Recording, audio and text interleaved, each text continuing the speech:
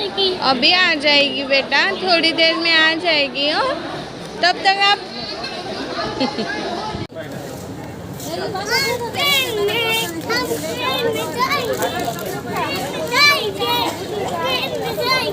આવી ગઈ ને?